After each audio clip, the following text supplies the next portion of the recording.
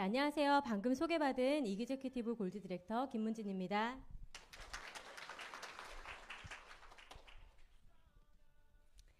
네, 앞에 강의 다 들으셨을 때 어떤 생각이 드셨나요? 어, 멋지다. 유사나라는 회사가 정말 좋은 제품을 가지고 있다. 유사나라는 회사가 정말 합리적인 보상 플랜을 가지고 있다. 그런 좋은 회사다라는 거 느끼셨나요? There's nothing we can't do. We are your song. 저는 이 좋은 회사를요 9년 전에 처음 만났어요. 그 9년 전에 제가 유사나를 처음 만났을 때는 저는 가사 노동, 가사 일, 집안일에는 전혀 취미가 없고 재능이 없는 전업주부였고요. 그리고 아이들을 별로 좋아하지도 않아요. 그리고 육아에도 별로 관심이 없었어요. 그런데 아이는 셋인 그런 엄마였습니다. 굉장히 네, 역설적이죠. 네, 그런데 제 어렸을 때 꿈은 남편이 벌어다 주는 돈으로 편하게 놀고 먹는 사모님이 제 꿈이었어요. 그래서 결혼을 할 때는 자영업을 하는 남자를 만나서 정말로 사모님은 됐어요. 그리고 놀고도 먹었어요. 편하게도 놀고 먹었던 것 같아요. 정신을 차리기 전까지는. 그런데 이러한 모든 배경에 제 어렸을 적에 제가 살아온 성장 배경이 있었겠죠. 저는 정말 감사하게도 이거를 저는 나중에 제가 어른이 되고 나서 깨달았는데 다 크고 나서 생각을 해보니까 금수저, 은수저, 흙수저 이렇게 우리 우스갯소리로 이야기하잖아요. 그중에 제가 적어도 은수저 정도는 되는 그래도 부모님의 지지를 받으면서 살았구나라는 거를 알게 됐어요. 이렇게 얘기를 하면 되게 부자였나 보다, 뭐 되게 뭐 이렇게 잘 살았나 보다라고 생각을 하실 수 있는데 그거는 아니었고요. 그냥 큰 욕심이 없었고 뭔가 많은 거를 바라지를 않았었기 때문에 주어진 상황에서 그냥 제가 원하는 대로는 조금씩 하고 싶은 거는 하면서 경제적인 크게 어려움을 겪지 않고선 살았기 때문에 저는 은수저 정도는 되는 삶을 살았었던 것 같아요.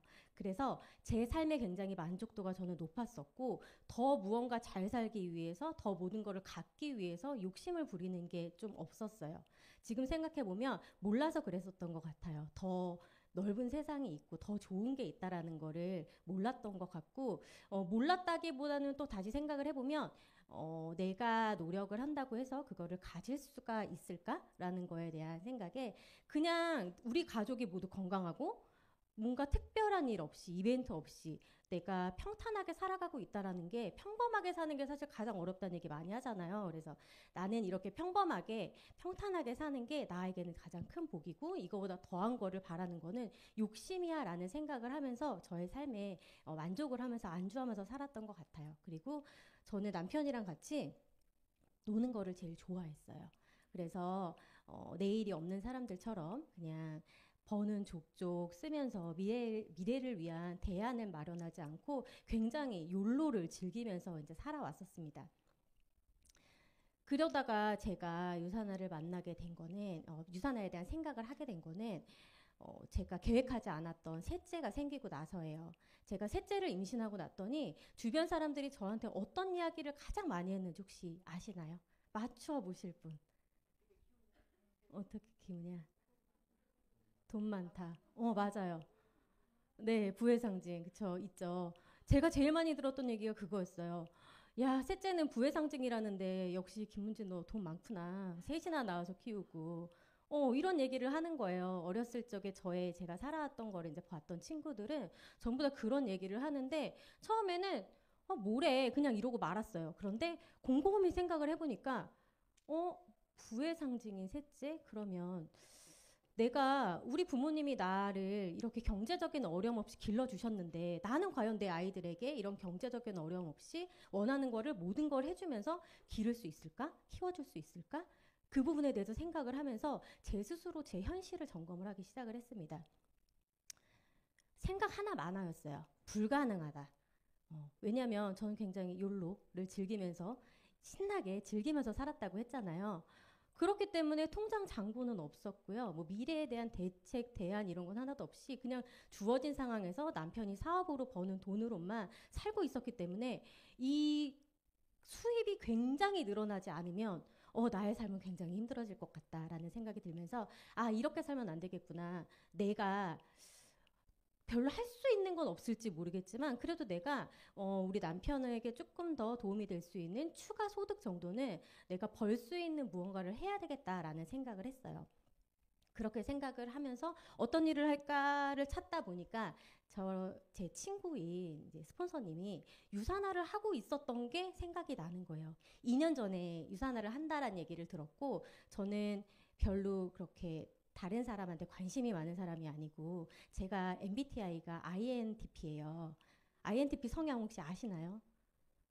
마이웨이. 남의 말 안 들어요. 그리고 남한테 별로 관심도 없고 개인주의적인 성향이 굉장히 강해요. 그래서 저는 친구가 그냥 유산화를 한다고 할 때도 나한테는 별로 경제적으로도 뭐 건강적으로도 나한테는 전혀 필요한 일이 아니니까 저는 관심이 없었죠. 그런데 저의 상황이 바뀌고 나서 이 친구가 무언가를 하고 있었는데 돈을 번다고 했던 것 같은데 뭐였더라? 하면서 관심을 갖게 되고 그 친구를 이렇게 떠올렸어요. 그랬더니 그 친구는 평상시에 많이 아프던 친구였어요. 가족이, 아이들까지. 근데 2년이라는 시간이 지나고 나서 돌이켜보니까 덜 아파.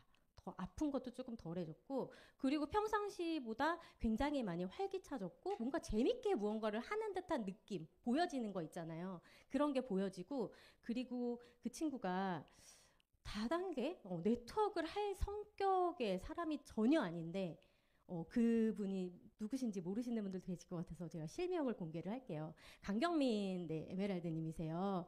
겉모습만 딱 보면은 네트워크 절대 안 할 것 같이 생겼잖아요. 그런데 그 친구가 2년째 하고 있어? 그렇다라고 하면 회사든 뭐든 괜찮으니까 저 친구가 하겠지라는 생각에 유산화를 알아보기 시작을 했고 저는 셋째 아이 출산을 한 달 앞두고 네, 유산화 사인을 하게 되었습니다. 할 수 있는 게 없었어요. 아이를 낳고 사인업을 하고 나서 PPPS를 진행한 지 한 4주 정도 됐을 때 저는 출산을 했거든요. 그리고 저에게는 위에 또 2명의 아이가 있잖아요. 그때 아이가 3살, 6살. 어렸어요. 남자아이들.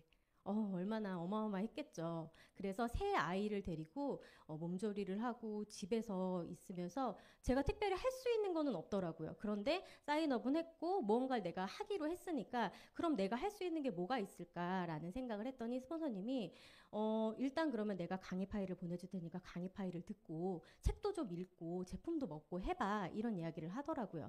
그래서 그치, 나는 네트워크 마케팅을 처음 접했는데, 심지어 저는 네트워크 마케팅을 진짜 싫어했어요.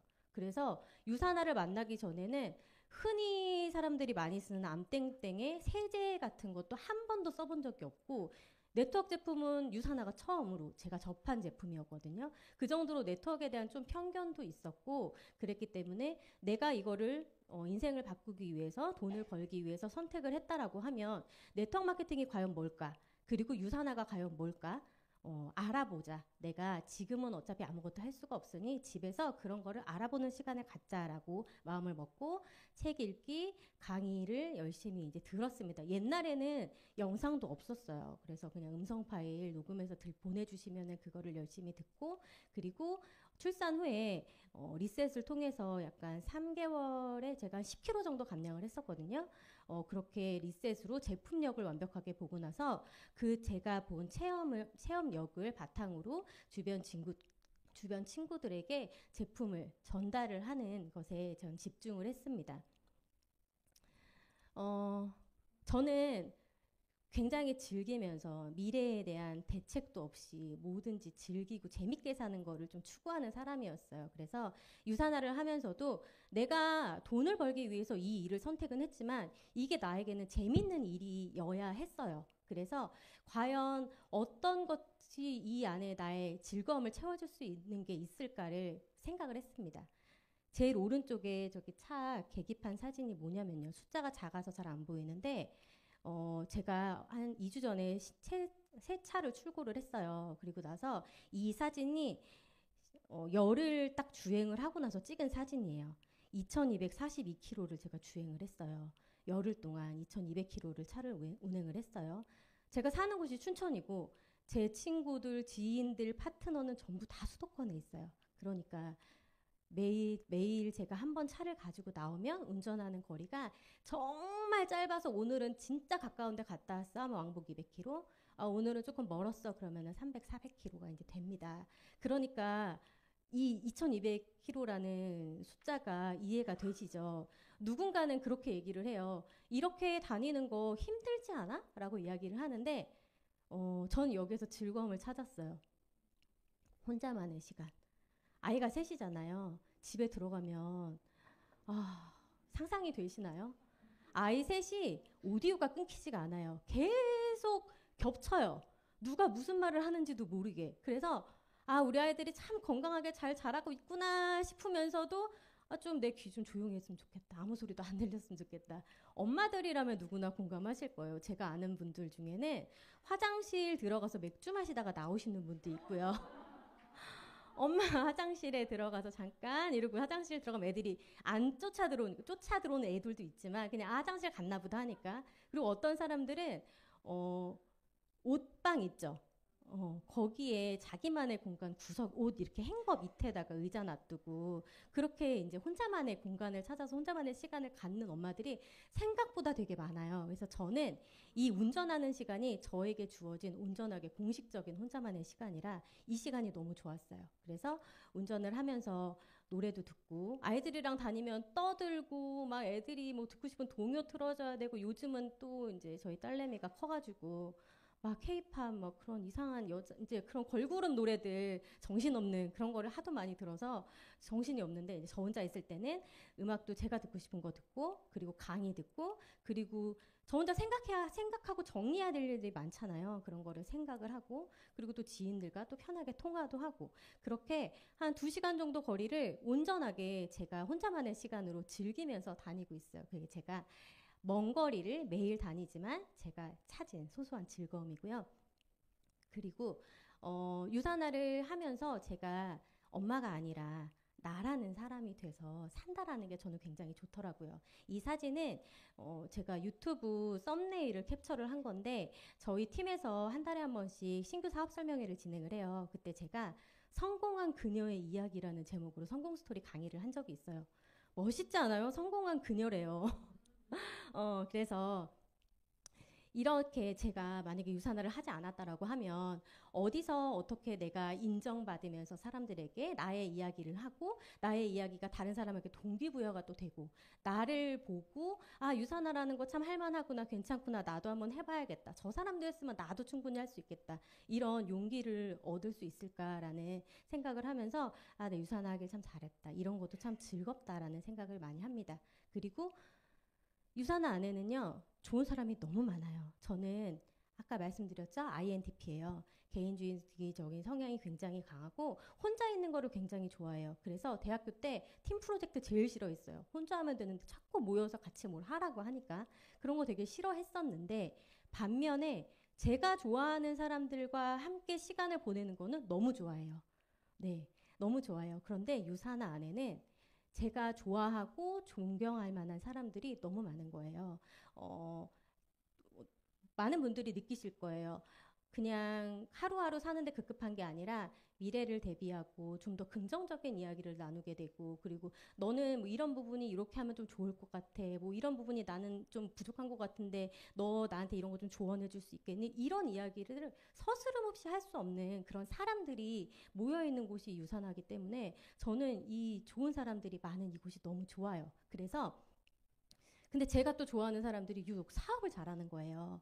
뭐 루비, 에메랄드, 뭐 다이아 막 그렇게 높은 직급을 가지고 계신 사업을 정말 잘하시는 분들이 많은데 그분들이랑 정말 재밌게 더 재밌게 행복하게 유산 안에서 많은 거를 누리면서 내가 살고 싶으면 성장해야겠다. 이런 생각까지 이제 들게 되더라고요. 내 사업인데 내가 재밌게 이 친구들이랑 놀고 싶어서 어떻게 보면은 성장에 대한 동기부여를 받게 되고 되게 재밌지 않나요? 신기하고. 네, 그래서 여러분들도 이 유산화를 만약에 선택을 하셨다라고 하면 유산화 안에서 나는 이런 일이 참 즐거워. 나는 이게 참 좋아. 이런 거를 꼭 찾으셨으면 좋겠어요. 어떤 사람들은요. 이 무대 위에 올라와서 강의하는 걸 되게 좋아하시는 분들도 있어요. 저한테 제가 이렇게 유튜브 강의하는 걸 올렸더니 자기 그런 거 너무 하고 싶다고 평범한 주부인데 자기는 그런 걸 너무 좋아한대요. 무대에서 시선 받는 거에서 희열을 느낀대요. 그런 분들도 있고, 그런 분들은 자꾸 이렇게 서는 거를 나서서 하다 보면은 조금 더 자기 자신을 동기부여시킬 수 있겠죠. 그리고 어떤 분들은 보이지 않는 곳에서 봉사하면서 또 그 본인의 나 참 멋진 사람이야 라는 걸 느끼시는 분들도 있고요.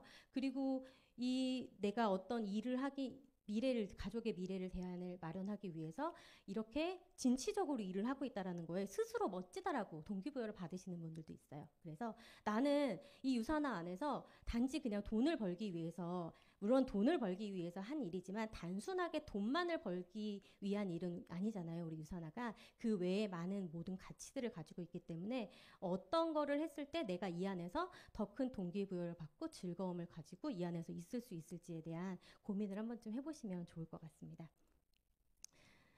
제가 아까 말씀드렸죠. 좋아하는 사람들이랑 잘 놀기 위해서 성장을 해야겠다라고 다짐을 했다고. 그래서 제가 이제는 어느 정도 자신감을 가지고 전달도 해봤고 이것도 해봤고 저것도 해봤고 내가 유산화라는 거를 다시 한번 결단을 하고 이그젝 골드에 한번 도전을 해봐야겠다라고 생각을 합니다. 그리고 나서 어떻게 하면 내가 승급을 할 수 있을까, 성장을 할 수 있을까를 생각을 했어요. 사람들이 제가 강의하고 이렇게 하이힐 신고, 사실 40대 이렇게 애엄마들이 하이힐을 신고 다닌다는 게 사실 쉬운 일은 아니잖아요. 그런데 하이힐을 신고 정장을 입고 화장을 하고 이렇게 다니면 주변의 엄마들이 부러워하는 사람들이 되게 많아요. 그리고 저는 아이가 셋이잖아요.